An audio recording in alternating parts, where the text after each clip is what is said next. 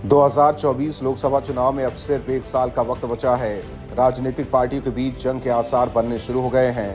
कांग्रेस भी भारत जोड़ो यात्रा के सहारे अपनी खोई हुई जमीन तलाशने की कोशिश में जुटी है, तो दूसरी तरफ यूपी में निकाय चुनाव से बीएसपी और समाजवादी पार्टी अपनी तैयारियों को धार देने की कोशिश में थी। लेकिन अब निकाय चुनाव टलने से इन दोनों दलों की नजर भी सीधे लोकसभा चुनाव पर है।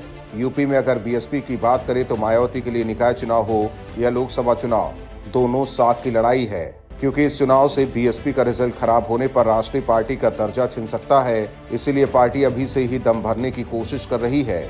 वहीं सूत्रों के माने तो मायावती की पार्टी लोकसभा चुनाव में कांग्रेस से गठबंधन कर सकती है। बीएसपी के एक सूत्र के मुताबिक यूपी में 22% दलित है और 20% से अधिक मुस्लिम मतदाता है। लोकसभा चुनाव में दलित और मुस्लिम कांग्रेस के साथ जाने को तैयार हैं। वहीं बीएसपी प्रमुख मायावती का इन दिनों कांग्रेस पर सियासी हमला भी कम हो गया है। बीएसपी और कांग्रेस का गठबंधन हो सकता है, इसका अंदाजा यूपी में कांग्रेस के भारत जोड़ो यात्रा से भी लगाया जा सकता है, जिसमें बीएसपी सांसद श्याम सिंह यादव शामिल हुए। बताया जा रहा है कि वो कांग्रेस नेताओं के संपर्क में हैं। सूत्रों का ये भी कहना है कि श्याम सिंह यादव कांग्रेस के साथ गठबंधन पर पहले से ही काम कर रहे हैं, क्योंकि 2024 लोकसभा चुनाव बीएसपी के लिए काफी अहम है। ऐसे में अब सवाल ये उठ रहा है कि क्या मायावती का कांग्रेस के साथ गठबंधन करना मजबूरी है, क्योंकि कांग्रेस पहले से ही दलित कार्ड खेल चुकी है।